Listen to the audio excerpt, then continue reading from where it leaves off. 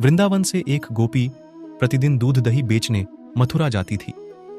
एक दिन ब्रज में एक संत कथा करने आए। वो गोपी भी उनकी कथा सुनने गई। संत ने कथा में कहा, भगवान के नाम की बड़ी महिमा है। इस नाम का जाप करने से बड्ढे से बड्ढे संकट टल जाते हैं। नाम तो भवसागर से तारने वाला है। यदि भवसागर से पार होना है तो भगवान का नाम कभी मत छोड़ देना। कथा समाप्त होने के बाद वो गोपी अगले दिन फिर से दूध बेचने चली गई। उसी बीच रास्ते में यमुना जी थी। इसको देखकर गोपी को संत की बात याद आ गई कि संत ने कहा था, भगवान का नाम तो भवसागर से पार लगाने वाला है।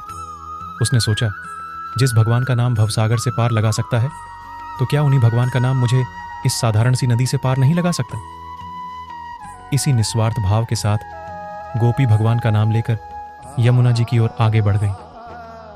अब जैसे ही उसने यमुना जी में पैर रखा तो लगा मानो जमीन पर चल रही है, और ऐसे ही वो सारी नदी पार कर गई। दूसरे पार पहुंचकर उसे बहुत ही प्रसन्नता हुई और मन ही मन सोचने लगी कि संत ने तो ये तो बड़ा अच्छा तरीका बताया पार जाने का। अब रोज रोज नाविक को भी पैसे नहीं देने पड़ेंगे। एक दिन गोपी ने विचार किया कि संत ने मेरा इतना भला किया, मुझे उन्हें खाने पर बुलाना चाहिए। अगले दिन गोपी जब दही बेचने गई तब संत से घर में भोजन करने को कहा। संत तैयार हो गए। अब बीच में फिर यमुना नदी आई। संत नाविक को बुलाने लगा तो गोपी बोली, बाबा आप नाविक को क्यों बुला रहे हैं? हम ऐसे ही यमुना जी में चलेंगे। संत बोले, गोपी कैसी बात करती हो?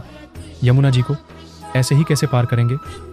गोपी बोली, बाबा आपने ही तो कथा में कहा था कि भगवान का नाम लेकर भवसागर को भी पार किया जा सकता है। तो मैंने सोचा, जब भवसागर से पार हो सकते हैं तो यमुना जी से पार क्यों नहीं हो सकते। मैं ऐसा ही करने लगी, इसलिए मुझे अब नाव की जरूरत नहीं पड़ती।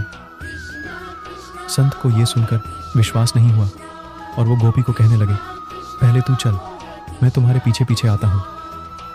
गोपी रोजाना की तरह नाम का आश्रय लेकर यमुना जी को पार कर गई। गोपी को देखने के बाद जैसे ही संत ने यमुना जी में पैर रखा तो झपाक से पानी में गिर गए। यह देखकर संत बहुत हैरान हो गए।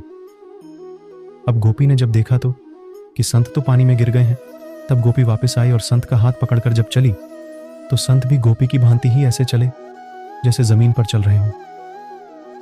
ये चमत्कार देखने के बाद संत उस गोपी के चरणों में गिर गए और कहने लगे कि गोपी तू धन्य है।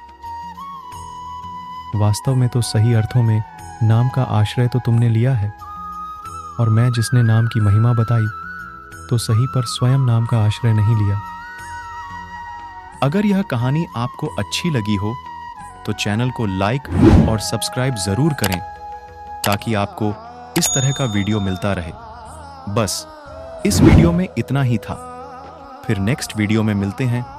तब तक के लिए जय हिंद, जय भारत।